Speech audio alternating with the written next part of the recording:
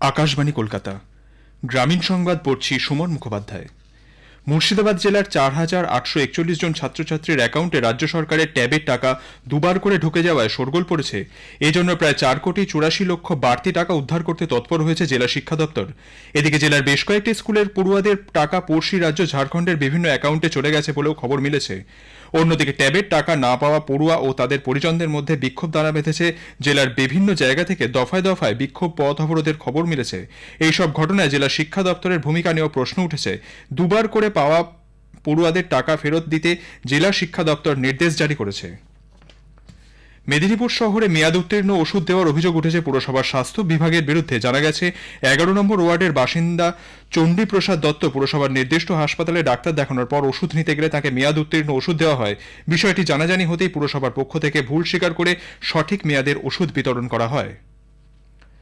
পশ্চিম মেদিনীপুরের ঘাটালের আলুই এলাকায় হাতিয়ার সহ বেশ কয়েকজন দুষ্কৃতীকে পুলিশ গ্রেপ্তার করেছে। কলকাতা পুলিশের এসটিএফ এর কাছ থেকে পাওয়া তথ্যের ভিত্তিতে বিশেষ অভিযান চালানো হয়।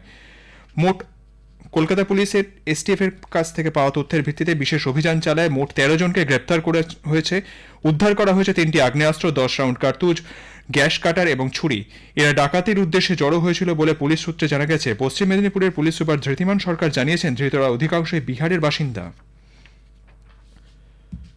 বেআইনি মদ বিক্রির অভিযোগে পুরুলিয়ার ঝালদা, কামনা, সাঁতুরি ও সাঁওতালডিহি থানার পুলিশ অভিযান চালিয়ে 5 জনকে গ্রেপ্তার করেছে। প্রায় 40 লিটার চুলাই মদ উদ্ধার হয়েছে। এই ধরনের অভিযান আরও চালানো হবে বলে জেলা পুলিশ সূত্রে জানানো হয়েছে।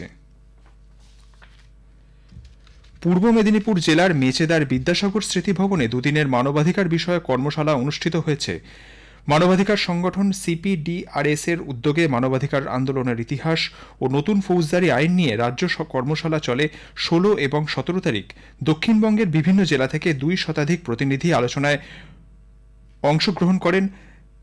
সিপিডিআরএস এর পশ্চিমবঙ্গ রাজ্য সম্পাদক রাজকুমার বসাক, সভাপতি সৌম্য সেন, গৌরাঙ্গ দেবনাথ, প্রদীপ দাস, অধ্যাপক মঙ্গল নায়ক, সহসভাপতি নভেন্দু পাল কর্মশালায় বিষয়ভিত্তিক আলোচনা করেন।